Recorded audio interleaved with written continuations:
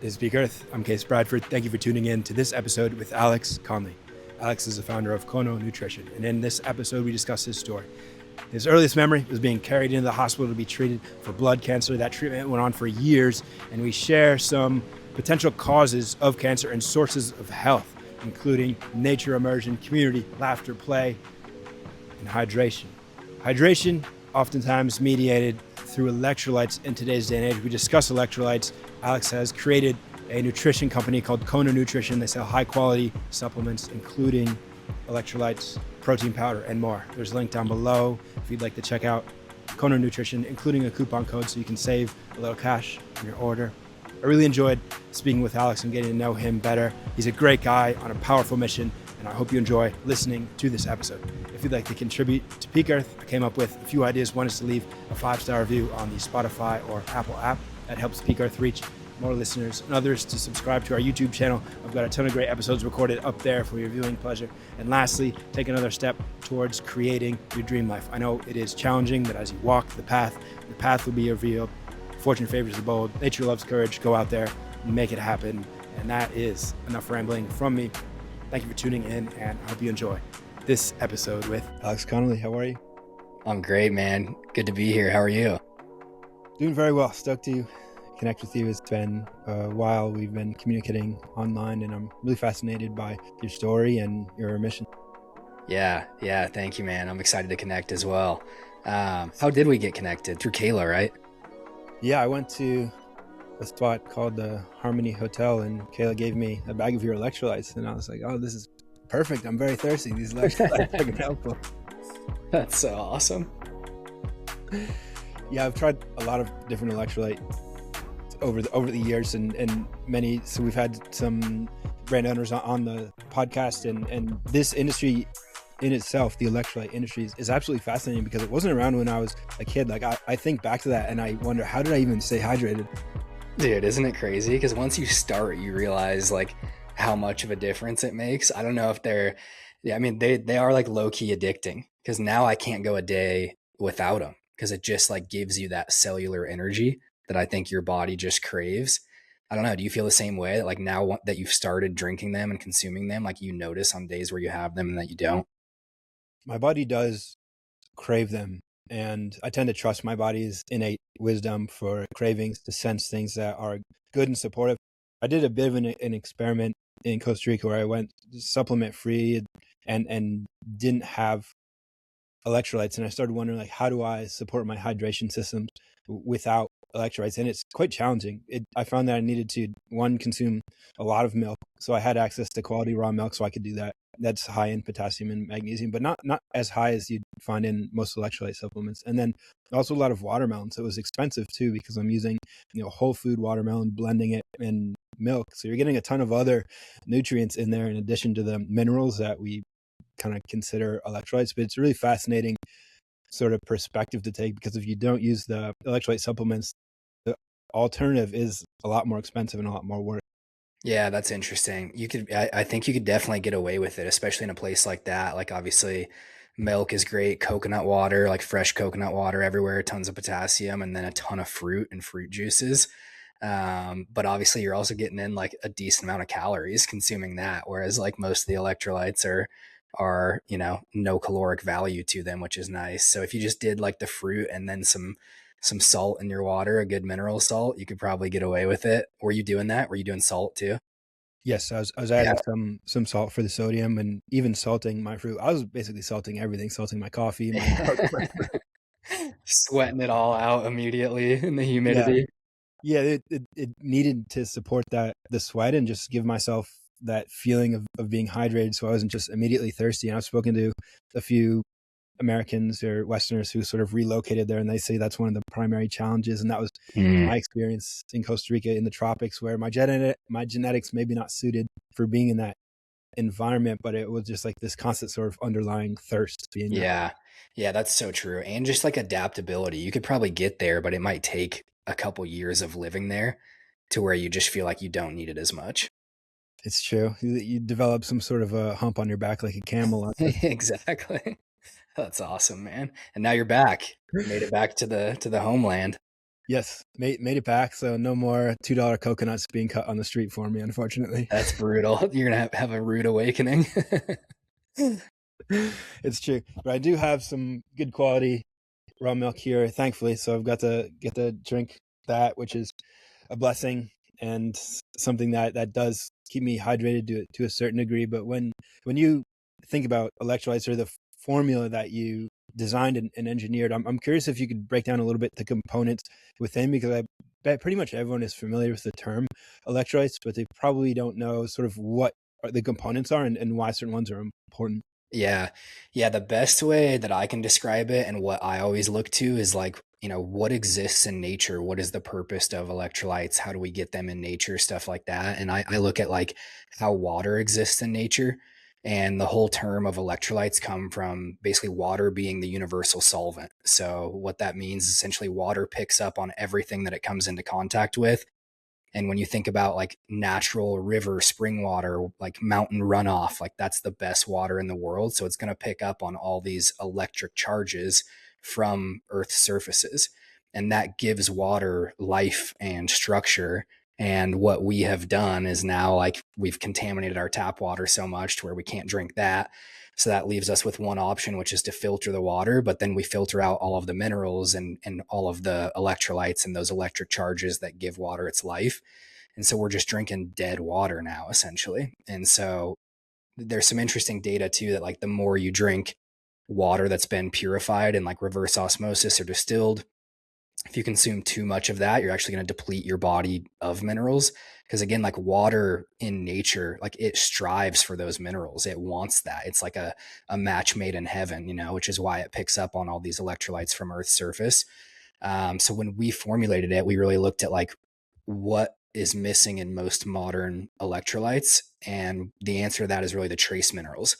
So many companies will just throw together like the big three electrolytes, which is just like sodium, potassium, and magnesium.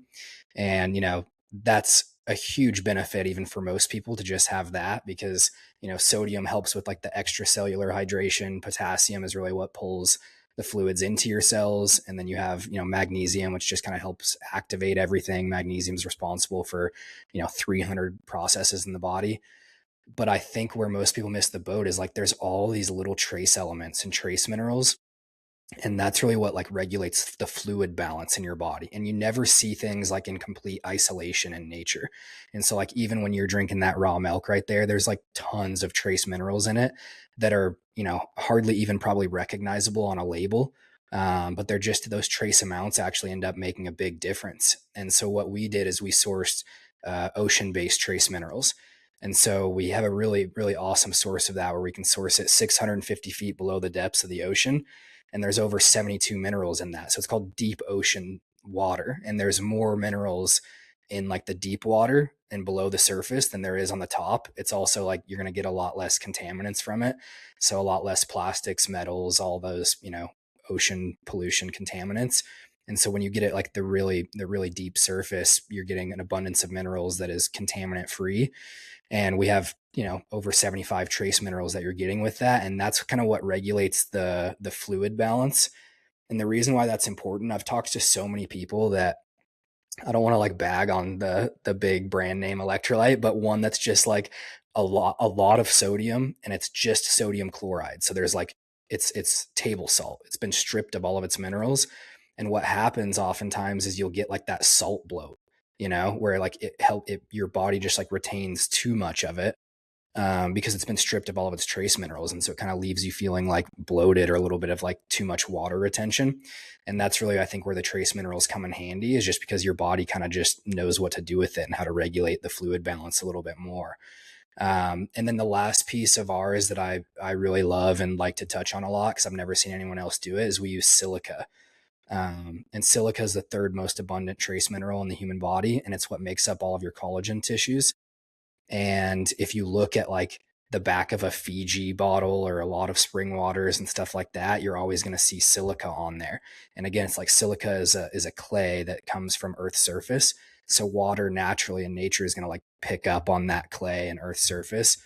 And silica is really cool because it helps your body like at the levels of the tissues retain moisture. And so the best example that I can give is the reason why people put cucumbers under their eyes is because cucumbers are really high in silica. And so what it does is it pulls fluids and that hydration into your skin and your tissue, and then like decreases the inflammation and makes people's, skin looks better. And so, yeah, I think silica is an awesome piece to hydration that is very, very underrated. And I think is gaining a lot of popularity, especially for the fascia. Many people are starting to use silica at high doses to help bring hydration back into the fascia, which is kind of in line with a lot of the work that you do as well. And like just the movement and flow aspect and loosening up the body and the fascia. So I've been stoked about our formulation because of that. That's awesome. I haven't heard an in-depth explanation of electrolytes like that before, and it shows that you have a deep understanding of the supplements that you're creating. You're not just sort of white labeling this stuff No, from not at all. and that's a popular problem. A lot of supplement owners are just sort of taking something that already exists, putting a different label on it, importing it from China, selling it for a huge margin markup. And there was one piece there before we dive deeper into the drawbacks and risks and dangers of the supplement industry at whole, because it is a messy and somewhat disgusting market at a broad view. I'd love to learn more about the deep ocean minerals, because one of the other benefits of being in Costa Rica or any coastal environment is the ability to go into the ocean and absorb 80 plus different trace minerals through your skin topically. And it does help in so many different reactions in the body, not just hydration, but literally every single chemical reaction that our cells go through is going to use some of those minerals and here and there. And how did you learn about the sourcing of the deep ocean trace minerals? Man, I've been just doing ingredient research for probably a decade now. Let's see. I just turned 32 over the weekend, actually. So yeah, probably 12 years. When I was in college, I got a job at GNC and was like the supplement guru in college, and that kind of just became my thing. And I've just been like obsessed with learning about ingredients and sourcing since then. So I've actually been at this for a long time. Like we launched our company officially 5 years ago, but even before that, I was just formulating all of my own products. And like, I mean, I always tell people now, I'm like, dude, I could have built this company in like a week now with AI to like find awesome sourcing. But instead, it took me like decades of traveling to trade shows and connecting with people and doing all of that. And just, I truly don't even remember exactly where I came across it. I think it was at a trade show and talking to one of the PhDs, because we source it over in Europe, and was talking to him about like just hydration and deep ocean water and minerals, and they just have an awesome source, and so we supply it directly from them. So I want to say it was probably at a trade show where I ran across one of their PhDs and talked about it. And to your point, like it's so much easier for supplement brands. Like the way that most people do it is they'll just find a co-packer and just say like, I want to formulate an electrolyte product, and they just have their co-packer do it for them, or go out and find the materials for them that they want. And we've really kind of done it very much in-house, where like I want to know where everything comes from, and I want to talk to the people, the farms, like I want to know how the cows are being raised for our protein powders, like all of that. And so we actually purchase all the raw materials ourselves and then send it to our co-packer to then, basically all they're doing is just blending it for us, but we're doing all the formulations in-house, which gives us more control and quality control. And just to your point, like way more just intention behind the sourcing. But yeah, there's more and more data like coming out to your point, like just about, this ocean water, and like, especially like actually going and sitting in it. Obviously consuming it is one thing, but it's just like it's nature's perfect ratio. Like it just exists perfectly. It's like all the electrolytes you need, all the trace minerals that you need. And I'm sure, I don't know if you've heard of this, but like Greece, they will literally tell people in Greece, like doctors, there's a term for it where they basically, say like go soak in the ocean when people are sick. So they're actually like writing prescriptions to just be like, go sit and soak in the ocean. And it's so awesome. And then like in Japan, they call it forest bathing, where they'll tell people like, yeah, just go soak in nature, essentially go bathe in nature and just go for a walk. And we have all this data now that, I know like forest bathing, I can speak to a little bit more on the data, where it's like, it boosts your natural killer cells, which are like your immune system warriors, by 50% from just going on a 30-minute walk in nature. I mean, it's like, dude, if we could bottle that up and sell it, everyone would be consuming it. It's true, and that's really well said and fascinating. And happy birthday, by the way. That's Thank you. Yeah. that's pretty awesome. There's a book that comes to mind called Blue Mind by Dr. Wallace J. Nichols. That was a life-changing book for me, all about the healing benefits of the ocean. Even just listening to it helps to regulate our nervous system, and being in it is really unrivaled when it comes to health practices or ways to elevate our vitality. Any wild water is going to have a similar effect where it just benefits us in so many ways, from the negative ions and the free electrons that we absorb from that to the way that it interacts with our muscles and fascia. It's almost like getting a massage throughout your entire body when you're submerged in water, to the minerals that we talked about. But the ocean is super powerful. And if I was a doctor, I would be writing that prescription all day. Get out in the water, get in the sunshine, get in the forest, go roll around on some moss if you can find it. It's so healing and helpful in so many ways. That's like the original like naturopathic medicine. And now it's unfortunately kind of like, I would still prefer it and have people go to a functional medicine doctor or a naturopath. But even now it's like we're just cranking supplements instead of pharmaceuticals. And we're kind of forgetting about the simple things, right? And like going and doing that and getting out in nature and the nervous system regulation and all of that comes with it, to where I've been like almost a little frustrated with like modern functional medicine now, because it's essentially just like you go in and you're doing blood work and you're still getting to more root cause and you're supplementing, which is great, and like filling in, nutrient gaps and things like that.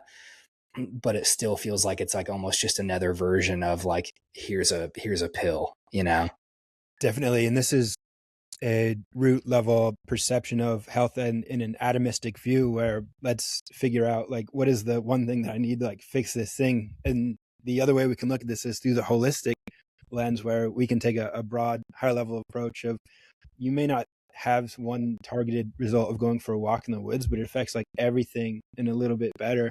And there's a lot of things that we can do like that, hanging out with friends, playing, and being creative, living a life full of purpose, just to name a few, where you're not going to find like prescriptions for these or some like targeted bottle of that to take every day. But once you start doing all these, everything in life gets a little bit better. Dude, absolutely. What's the saying is like, the thing that I've been described the best, I guess, is just when looking at how to treat the body, right? Like in Western medicine and now even in like functional medicine, I feel like we're trying to be mechanics, where it's like we're cranking on car parts, and we come in and to that point too, like when you go to med school now, you can choose over 100 different subspecialties. Like that's how much we're disconnected from a holistic lens. Is people can go be an ear doctor, an eye doctor, like a urologist. Like there's over 100 different subspecialties to choose from. So like we're just breaking the human body into parts, and therefore the doctor has to be the mechanic. And they're just like fixing broken parts. Whereas like, what it should be and what it used to be was like the gardener. We're creating an ecosystem in a garden, and we're planting a bunch of different things. And to your point, it's like, maybe we're just like missing a plant, and maybe that plant is like a little bit more purpose in your life. And how can we teach someone how to do that and like give them a little bit more purpose? But then you're also like removing things from the garden too at the same time, and you're really creating an ecosystem. So I always challenge people to like think about it in that lens, is like, how can we be the gardener, and how can you be the gardener of your own body and not outsource your power to a physician?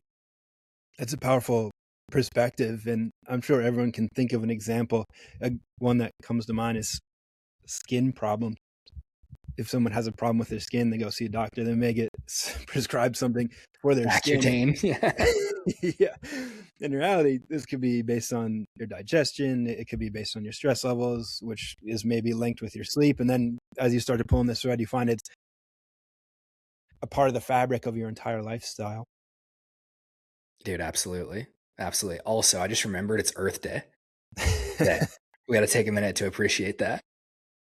It is. No wonder we're talking so much about going out in the It's in us right now. That's awesome. And you have a familiarity of this topic of conversation at a deep level, because you went through a really significant amount of health challenge at a young age. I did, yeah. I'm happy to dive into that a little bit, and just kind of why I'm so passionate about this. So, when I was 4, I was diagnosed with leukemia, which is blood cancer. And essentially, what had happened was my older sister, she's only a year and a half older than me. She had a cold, then I got the cold. She recovered, and I just didn't. Like, my immune system was just so shot to where it was like, it had been like 2 weeks. And my mom took me back into the doctor again. And the doctor was like, more antibiotics, I guess. It's not working. Like, let's just kind of crank the dose up. And then all of a sudden, it had been like 3 weeks, 3.5 weeks. And my mom kind of just had that motherly instinct kick in where she finally got fed up and just took me to the hospital and said, "You need to do blood work. Like, I think something's wrong." Because it got to the point where I was so weak, I couldn't even get up and walk to the bathroom anymore. And dude, weirdly enough, that is my first childhood memory, was being carried into the hospital. And it's like right around the point where, your first memories start to form, is around like 3 or 4 years old. I was like three, it was right before I was 4 when I was diagnosed. And so that's my first memory in life, was just like being sick and not feeling good. And so I think it's just so ingrained into me that like health is the most important thing in your life. And I think I just have so much purpose because I went through that, and also can just empathize with people on their health journeys so much.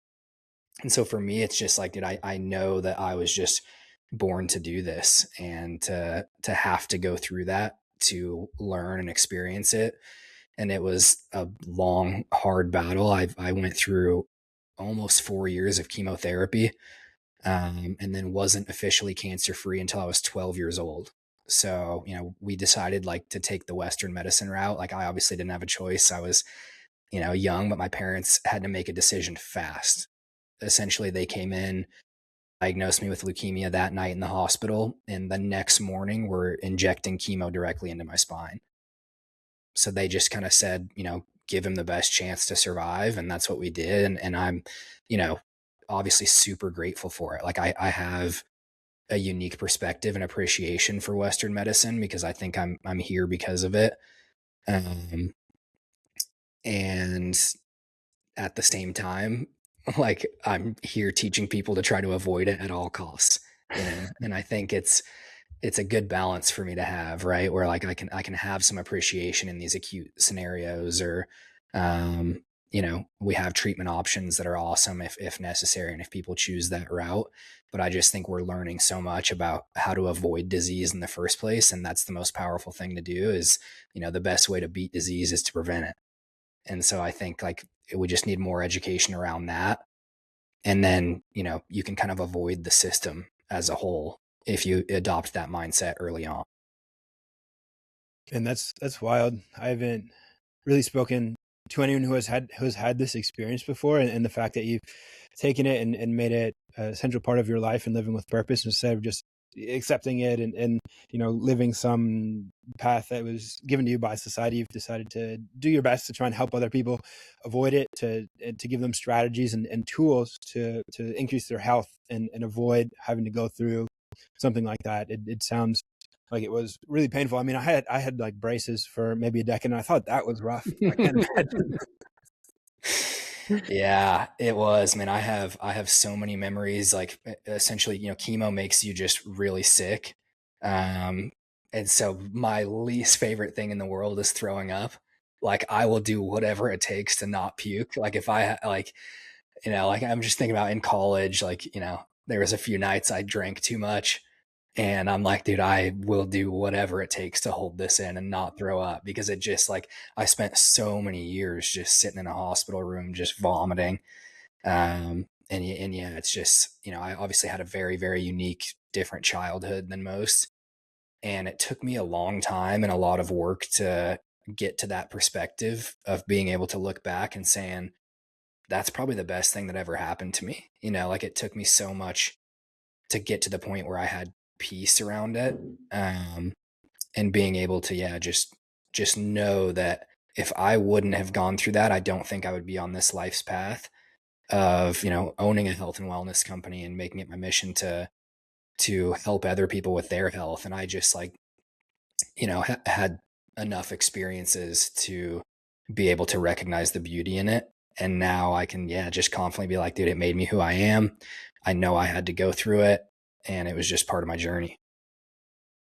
From what I've studied of cancer, which is quite limited, it does seem to be a bit mysterious. I do see that cancer rates are rising, so there's obviously something happening that is causing the rates to increase. From your perspective, do you have any sort of grip around what you think it is or what causes it? Yeah, I can speak from my perspective too, and my own diagnosis and what I think caused it, especially blood cancers. So we actually saw a massive, massive spike in blood cancers in the early 2000s. I was diagnosed in 98, so like late 90s, early 2000s. We started seeing, I mean, big, big rates of increased blood cancer. And what's interesting is right around the mid 90s is right when glyphosate got the approval to be sprayed directly onto crops. So for anyone that doesn't know, like glyphosate is Roundup weed killer. And it was always before that, like it was legal since I think 1976. And it was always just only allowed to be sprayed directly onto the weeds. And what happened in the mid 90s is now they could spray it directly onto the crops. So, like Monsanto, the developers of it, they developed a seed that was basically glyphosate resistant. So then we started growing crops that could resist glyphosate and it wouldn't kill it. And then even beyond that, we started using glyphosate as an actual like drying agent. So it would spray directly onto our wheat to then dry it and then go directly into our food supply in like massive amounts. And all of a sudden in the early 2000s, we had like the big spike of blood cancers and then autoimmune diseases. Like we had never really heard of autoimmune diseases much before then. And all of a sudden, like women were complaining so much more, and autoimmune hits women way harder. Like I think 85 and 90% of autoimmune conditions are in women, which is also really interesting.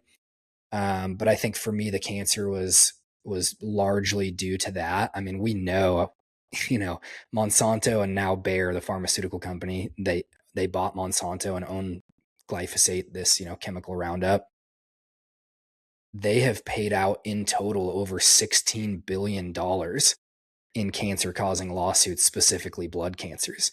So it's kind of like right in front of our faces that like here's a huge cause of that. The other thing that was really interesting to me is the childhood vaccine schedule. So I kind of went in and looked at that, and not until like after COVID I hadn't thought of vaccinations or anything as a potential cause of my leukemia. But it was really interesting. I had gotten a couple of vaccines, in the first 3 months, and then didn't get any other vaccines after that until I think it was like 3 weeks or a month before my diagnosis. I got the chickenpox vaccine, which is like the varicella, and it's like a combination one. And I kind of just have like a intuition hunch kind of thing that it was just the combination of glyphosate and then immune system overreaction from a childhood vaccine that probably just did it in. That's a great overview, and everything you shared resonates with me based on what I've researched, especially the glyphosate and all the, or you could probably name more pesticides, but that one being sort of the biggest Right.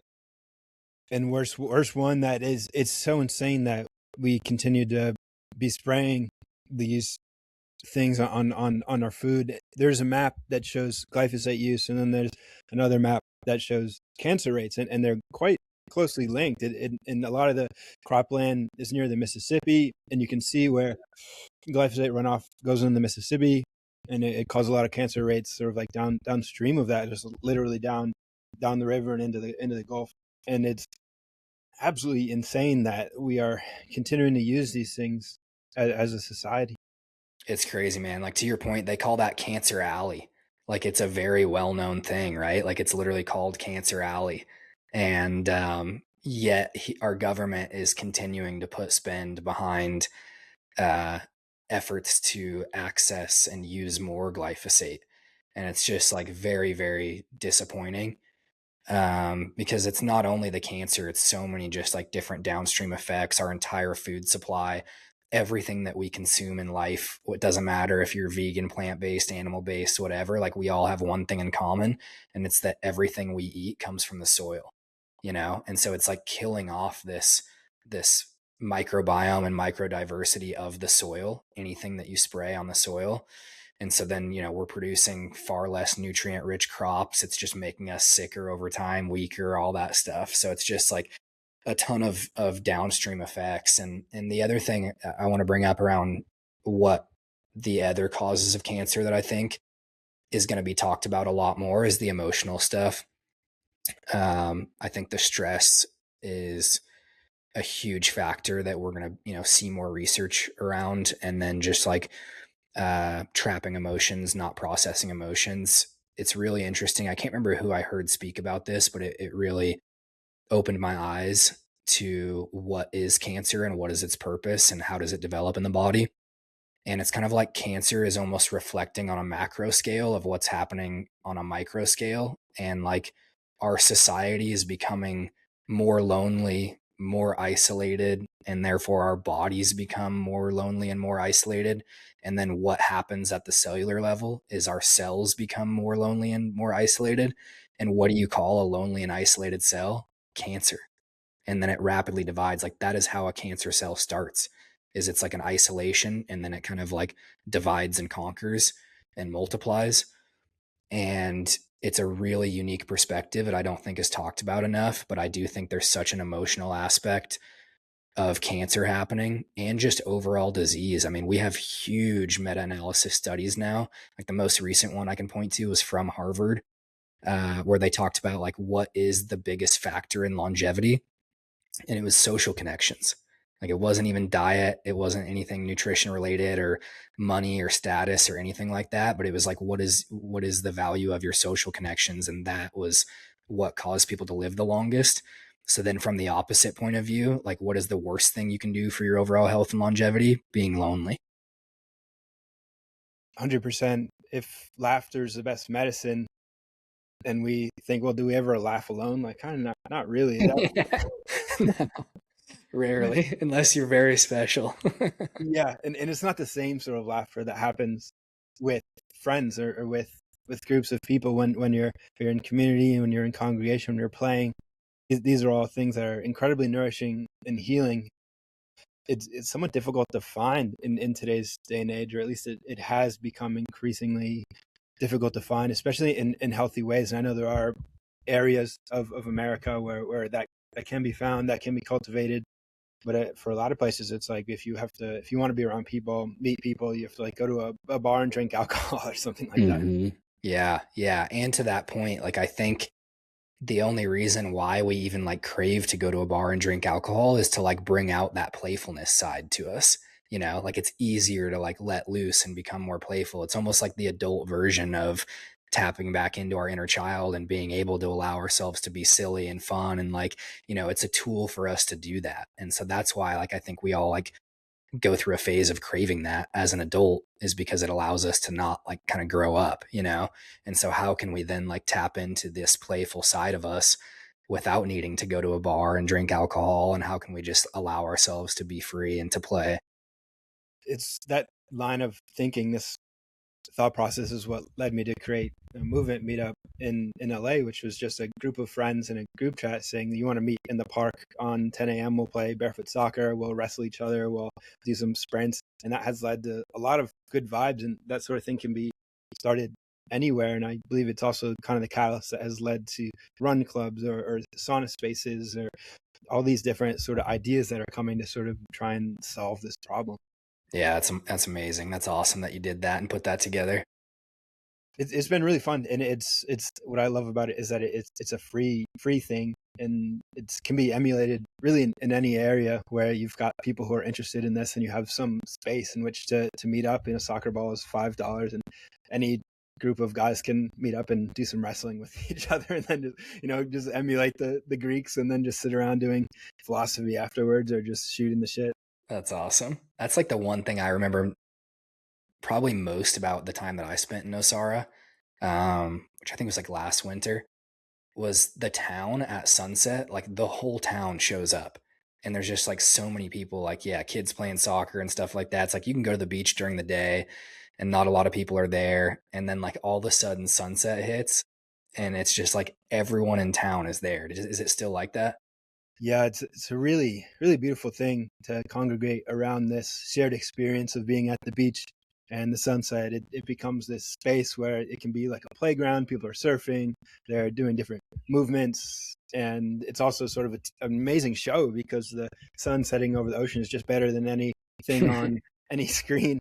If you live in a place like that and there is somewhere nice to congregate that just draws people in, then that's a beautiful thing. I think that that's not available in everywhere to the same degree, but it is available anywhere because every park has trees and birds. There's lakes, there's beaches all over. Even if there's not a beautiful sunset, we have these amazing spaces in nature that are third places that also provide the benefits that we were talking about earlier, where we've got, you don't necessarily have to go for a hike or a walk in the woods to get the benefit of nature. You can meet up with your friends and play barefoot soccer. And now you're really stacking variables and you've got this amazing sort of source of health and wellness.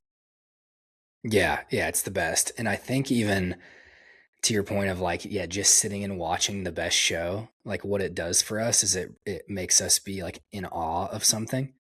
And I think that was like if you look up like the translation of like repentance, where it's interesting because like religion teaches us that like repentance is to kind of like, go and feel like shameful almost and like to repent. But I think the original definition of it is to actually like be in awe of something.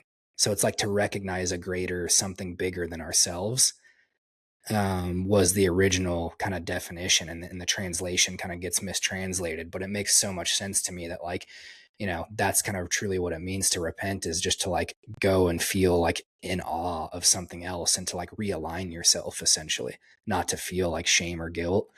And I remember like hearing that definition and looking into it, and it just reminded me of like, dude, that's literally what happens. Like you are kind of like in that state of like repentance every time you're watching like that beautiful sunset.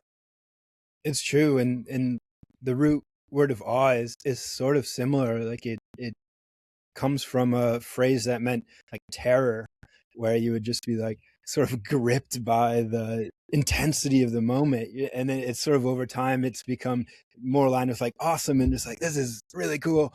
So it's cool to see that sort of like shift in terminology or connotation, but it still sort of has the same like general intensity to it, where you are just opened up to the marvelousness of the experience of being alive. Creation. Yeah. Yeah. Yeah. And speaking of creation, you mentioned a little bit earlier that you started a company 5 years ago.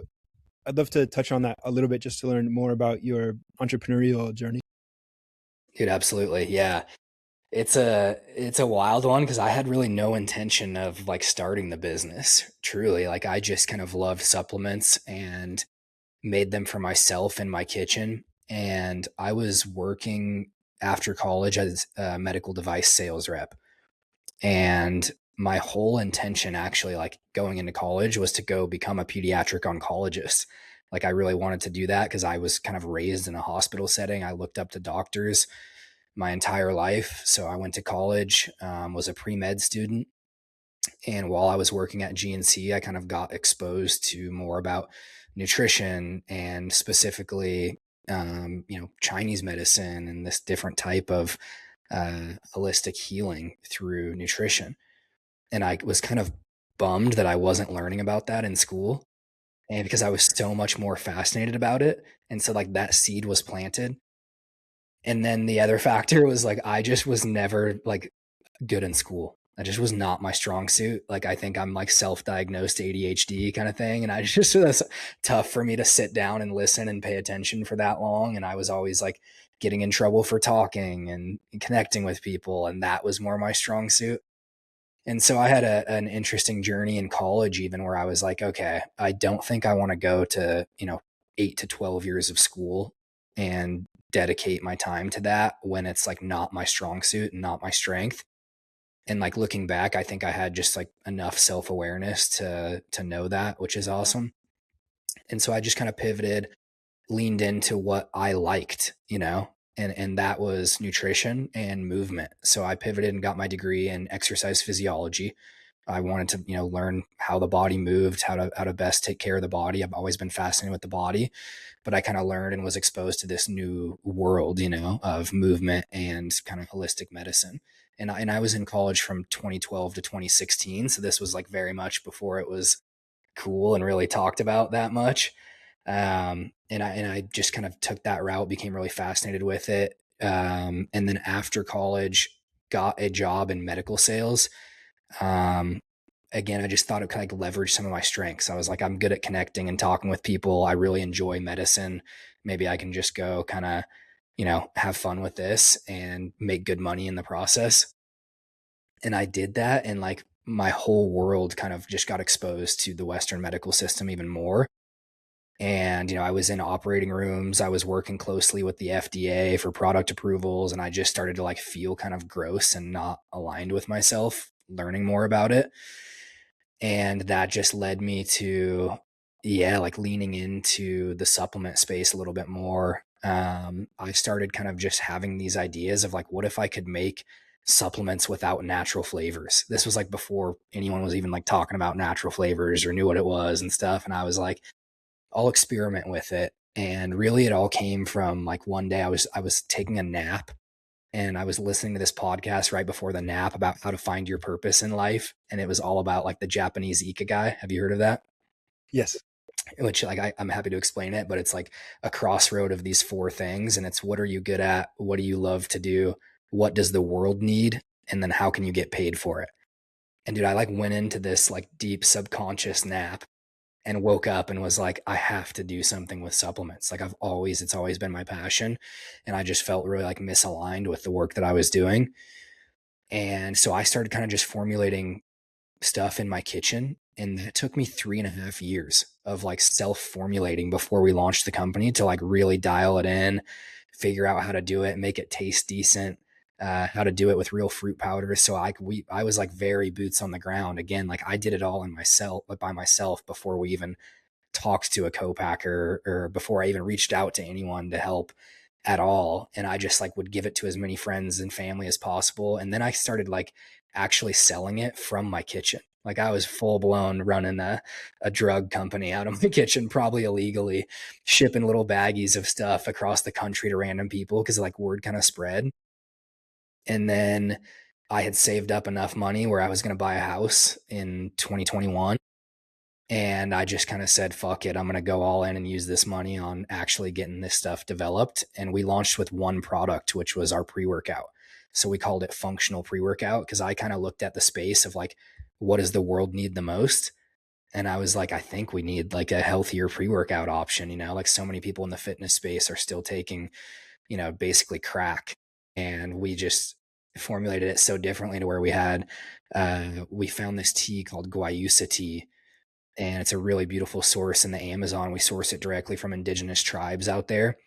And we now have data on guayusa tea to show that it gives you energy without the jitters and it improves like reaction and speed time. It's very similar to yerba mate, like kind of a similar plant. It's like a cousin plant, but it's just like an awesome, beautiful energy. And then we source that lion's mane mushroom to help with focus, rhodiola root to kind of balance out the caffeine and helped, be an adaptogen there. And then we have kind of amino acids and then flavor it with real fruit powders. So it's like the most simple formula, but just makes you feel so awesome. And that's how we started the company actually, was just from a single product. Amazing. That's a great story. It was all through a nap that you took. Yeah. The power of Best napping. nap of my life. Literally the best nap of my life. It's just like I had been unhappy for a little bit. I always complained about my job. I was like, I cannot imagine doing this forever. And I'm just like, is this what life is gonna be like? Like I just like couldn't accept that because I was working my ass off. I mean, I was working 60 hours a week in and out of hospitals, traveling to 3 different states all the time because I was managing a territory. And then I just started to feel like very unaligned and just like being in a hospital setting and being around doctors and in Western medicine and all of that. And then on the side, like my whole thing that I was like, preaching to family, friends, and all this stuff was like a holistic lifestyle. So I just kind of started feeling a little bit less aligned over time. And it actually got to the point where I had a panic attack. And like I've never experienced anything like that before. And I like walked into a clinic in a doctor's office and just had a full blown panic attack. And like when I reflected on it later that day, I just immediately knew it's like I'm not living in alignment with myself. And this is my body telling me that. And I need to start like really making moves on how I just can live into true authenticity and like in alignment with myself. And that I think that's why that like ikigai hit so hard of like how do you find your purpose in life. And I just didn't care about anything, dude. I wasn't thinking about the money that I could make or like starting a business or anything like that. It was just like how can I live the most authentic, truest version of myself and go like live in my purpose. And that's how the company started. This is something a ton of people struggle with, and it's amazing that you're able to go through this process. I like to understand this through the lens of a Joseph Campbell hero's journey perspective, where you were sort of faced with challenges and you were able to overcome it by learning how to share your gift with the world and kind of go full circle. That was a very brief summary of the concept. I can link some resources down below if someone wants to dive deeper, but we're all on this journey on some level, and almost everyone starts off the journey being stuck in these sort of mainstream jobs that are just like really stressful and honestly really difficult to maintain your health within, Mm-hmm. and they're not particularly fulfilling. You're essentially just a cog in the machine. And then if you work hard and if you're courageous and if you sort of tap into your soul and if you're authentic, you can find ways out of that system to kind of like give back to the world and to self-actualize. And it's beautiful that you've been able to do that and are now sharing your gift with the world and able to live a better lifestyle as a result of that. Yeah, I think that the biggest thing is that like we have a limiting mindset around like the world is not abundant enough. Cause like when I specifically chose supplements, I had like all of those doubts of like, holy shit, the world doesn't really need another supplement brand. Like, there's so many. But again, it was just like, I was like, hey, this is what I want to do though. And so I just like kind of like pushed back on those negative thoughts and was like, I know that like I'm good at this. And I know that like I want to consume the products that I make. And that means therefore other people probably would.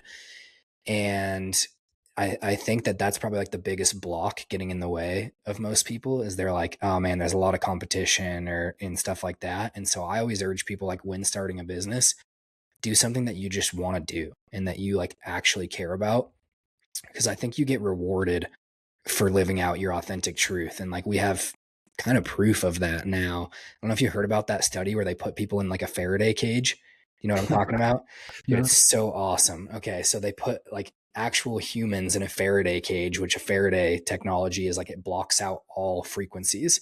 So like if you encapsulated your Wi-Fi router in a Faraday bag, like your Wi-Fi wouldn't be able to escape and you wouldn't have Wi-Fi in your house kind of thing. And so it blocks like all EMFs, all frequencies, and the whole point of this study was to like measure our frequencies.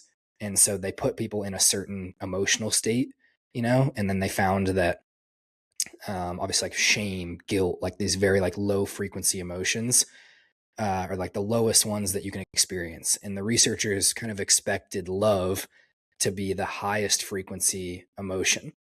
And what they found was there was random huge bursts and like huge frequency spikes throughout the tests, and they couldn't figure it out because they were like, it wasn't like an emotional state. It wasn't when we were trying to get people to feel love, but like all of a sudden they saw these huge spikes that were 500 times greater than love. And what they found was that it was when the person inside of the cage was having an authentic moment. So like we basically kind of discovered that being authentic and being in the state of authenticity is actually 500 times greater than the frequency of love even. And so it's like your whole point in life is to just like be your truest authentic self, because then you're going to just have a higher frequency, you're going to be vibrating at a higher frequency, and then you just get rewarded for it.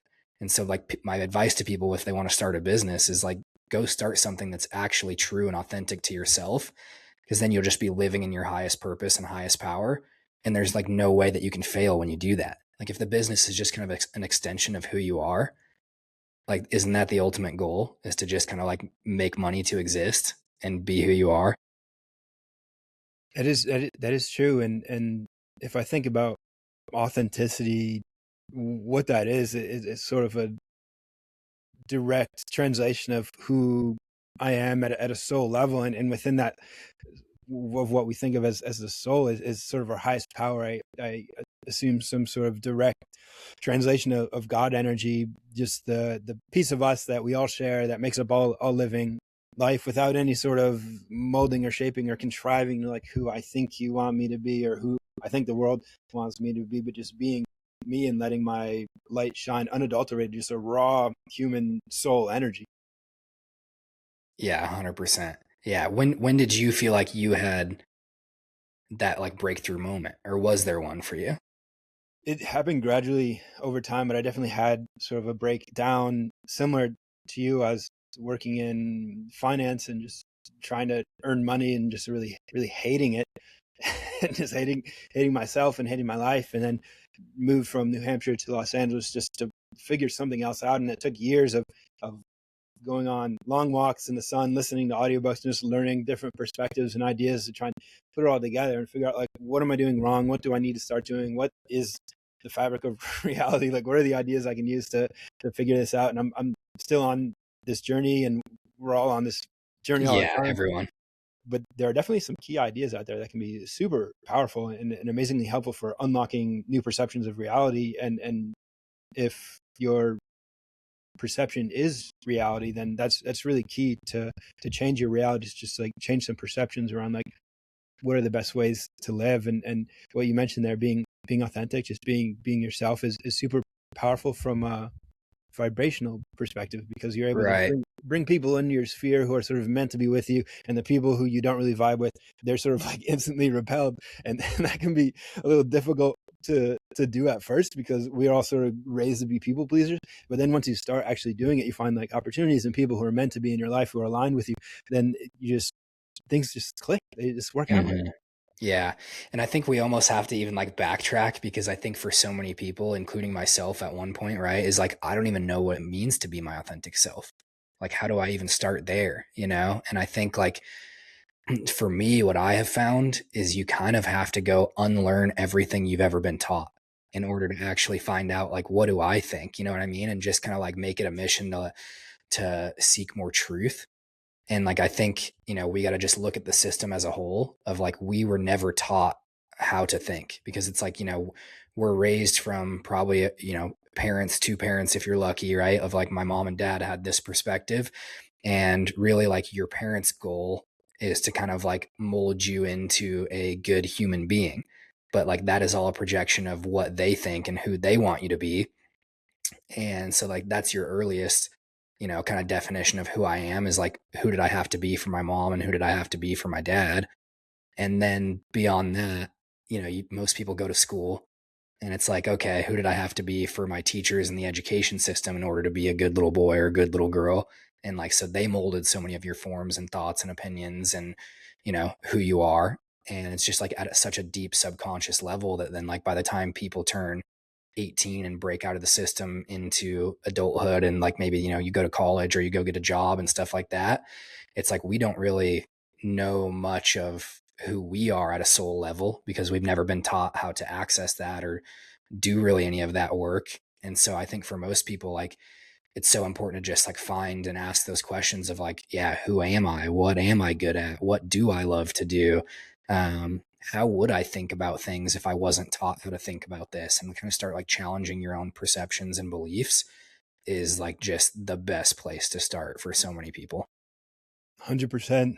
And then on top of all that propaganda and indoctrination, there's all the health stuff. So if you don't have a regulated nervous system or a healthful metabolism, you've just got all this chaos and dysregulation in the system. So you can't really make sense of your own thoughts and feelings within that discombobulation. So you've got to, it took me a long time. Some people, they get really lucky, and I feel like they click into the right information, and they're able to like change themselves and sort of just like shift into this better flow of living through healthy lifestyle and better ways of perceiving the world. But it took me a long time to put the pieces together, because there are so many incorrect, misleading trails, and it's easy to go down the wrong one, down the wrong path of diet or lifestyle or fitness, and then you just find yourself sort of being bombarded by more false ideas and misperceptions. But once you do start to put the pieces together, there's really no better feeling, and it becomes this like self-fulfilling journey where you're sort of off to the races. Did your journey start more with like the physical stuff versus the spiritual, like, and then kind of got into it after that? It was sort of a mix because I wasn't raised with any religion, so it was always sort of a curiosity around that part of life because I just didn't have anything, and once I got to a certain age, I began to wonder. So I found the two to be intertwined, and then as I got healthier, I found my connection to that realm to be more accurate or more vibrant, which was Mm. really one of the more fascinating parts of the health journey, is that it does activate this like different part of us where I'm able to access intuition now. Like that wasn't even something that I had any familiarity around back when I was sort of growing up, but I think it's an innate part of us that only really comes online once our sort of gut health is at a certain point, and our physical abilities are there.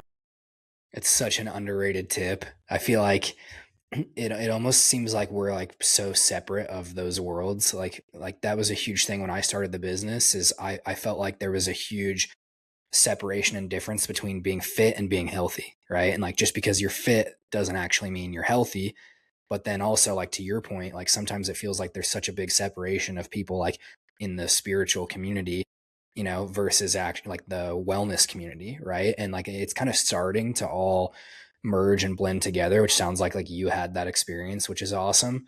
But for a while, it felt like those worlds were so different. And like even because I just remember like when I was first getting into functional medicine and stuff like that, no one was talking about, like like the more woo woo shit. No one was talking about that, and like how important that is. It was very much just like root cause medicine. And now you're seeing like mega functional medicine doctors like Mark Hyman going out and doing like deep spiritual work and starting to talk about that side of things too. And so it's like all of these worlds are finally colliding and merging together. So I'm glad that you brought that up, that it is like such a weave, right? It's such a massive web.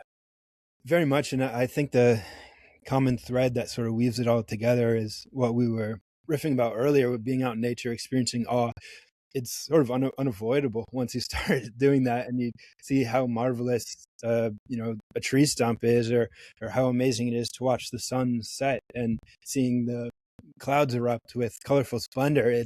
There's there isn't really no other choice aside from embracing something greater than ourselves, and then you're connected all of a sudden to all things, and you have just this deep appreciation and gratitude for life, and it forms a foundation for everything else to flourish. But I think for a long time the experience of being out in nature was not really embraced to the degree that it is today, and that's maybe the upside of some of the dark sides of technology, where technology use has become so pervasive and so degrading to our lifestyle that we've suddenly become more aware of the gift of being out in nature and all the benefits that come with that.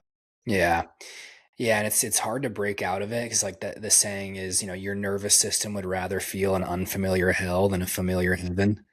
And like you have to kind of just retrain yourself as a dog to start there and just like allow your nervous system to finally relax and come to a place of peace. And like once you do that, even just get like a tiny little taste of gratitude for some people, of just like sitting out and experiencing just a little taste and sense of gratitude, and then go in and eat your meal. And it's like then all of a sudden your food digests better. And all of a sudden it seems like you just kind of took a magic pill, but like we think it's so overcomplicated and that we need to like, go do this other detox and stuff like that. But like maybe we should just start there, start there and like regulate our nervous system and take a few deep breaths. And like now we have again like the science and the data to prove all of this stuff too. Like taking a walk in nature boosts your natural killer cells. And same thing with like experiencing 15 minutes of gratitude. We have massive data of immune system boosts. And same thing with like there's a study of just taking 6 deep breaths is enough to regulate your nervous system and calm down. So it's like we kind of have the proof now. And I think like for me even, I'm like, damn, it was kind of like hard to admit. Like, could it really be that simple? And could I allow it to really be that simple? And I think I just want to like challenge people to actually just allow it to be that simple. And just like maybe it is kind of annoying to have to stop yourself and take 6 deep breaths, but maybe it's just worth a shot and to see what happens. Allow it to be that simple. That's a beautiful phrase and a really powerful place to conclude our conversation in the spirit of gratitude. I'm grateful for you joining me to co-create this conversation, and I'd like to create some space if you'd like to share anything else with everyone listening, and just wanted to say thank you for sharing your story, and I appreciate the mission you were on. It's very powerful. Yeah, thank you, bro. I'm so glad to be here. I'll just tell everyone where they can find us. It's kononutrition.com for the products, Kono, and it's just Kono Nutrition on Instagram. And my Instagram is Alex D. Conley. But yeah, I would love to connect with people. If anyone tries the product, I hope you guys love it and, feel the intention and love that went into creating all the products. Yeah, our mission and motto is health first. And I just always leave with that. You know what I mean? Like what is more important than that? It is the foundation of all life. And that's why it's just we have such a simple mission and motto, and it's just to put health first. Beautiful. I'll have links down below for everyone to find those easily. And Alex Conley, thank you. Thank you, bro. Thanks for having me.